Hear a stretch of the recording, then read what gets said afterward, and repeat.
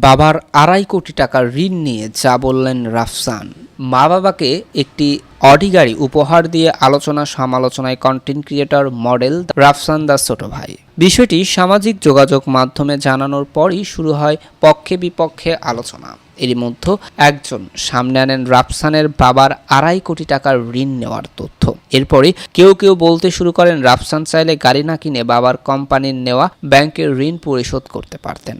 আবার কেউ কেউ এর বিপরীতে কথা বলতে থাকেন। চলতে থাকে পক্ষে বিপক্ষে নানা আলোচনা। তবে অনেকেই অপেক্ষায় ছিলেন বিষয়টি নিয়ে রাফসান কি ব্যাখ্যা দেন সেটি শোনার জন্য। মঙ্গলবার রাতে ফেসবুকে একটি ভিডিও পোস্ট করে ব্যাখ্যা দেন তিনি। ভিডিওতে ঋণ নেওয়ার কথা রাফসান স্বীকার করে বলেন, বিষয়টি এখন আদালতে বিচারাধীন।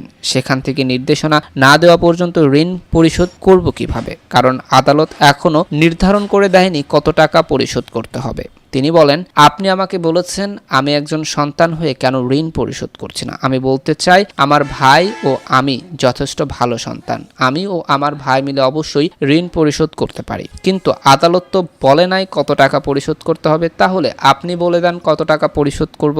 গাড়ির দাম নিয়ে এই কন্টেন্ট ক্রিয়েটর বলেন, আমার বাবাকে গাড়ি কিনে দিয়েছি, সেটার দাম নাকি 2 কোটি টাকা, কিন্তু এই গাড়ির দাম 2 কোটি টাকার আশেপাশেও না।